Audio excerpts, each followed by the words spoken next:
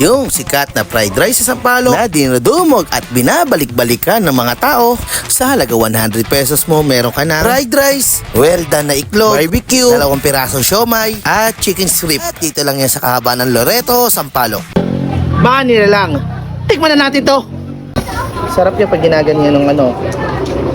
Ano?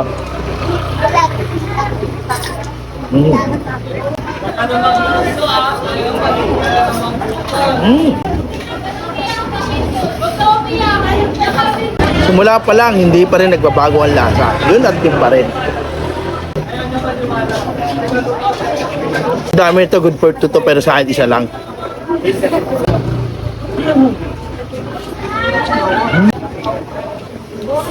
Natariyahan, tingnan niyo naman pulong-pulo yung styro. Napakarami pa rin ng servings.